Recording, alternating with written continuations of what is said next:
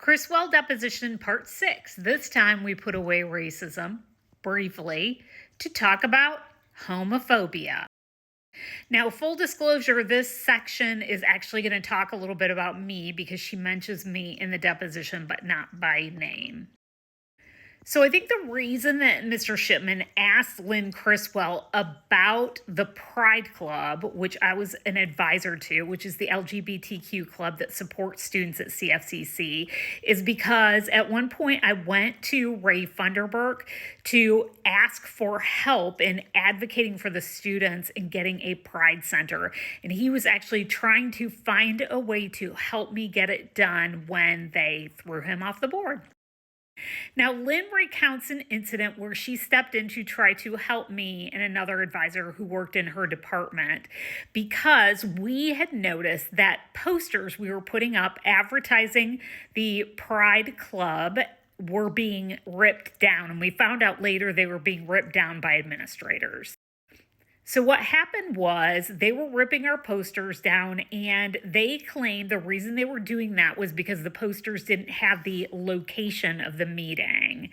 We explained that the location of the meeting wasn't included in the posters because we were trying to keep the meeting safe and confidential. So then the administration said, okay, fine, we understand. We put the posters back up and they ripped them back down again. And this time they claimed they were putting bulletin boards up so no one would be allowed to put posters up. Now, it's important to understand, too, that during this whole hubbub, our posters were the only ones that were torn down. So in locations like the elevator in the U building, there were still posters up for the Anthropology Club, for esports. Only Pride Club was ripped down repeatedly. There was another incident where Lynn was pulled in when we were trying to establish a Pride Center. We had had a donor come forward and offer up to $20,000 to establish a Pride Center to support queer students.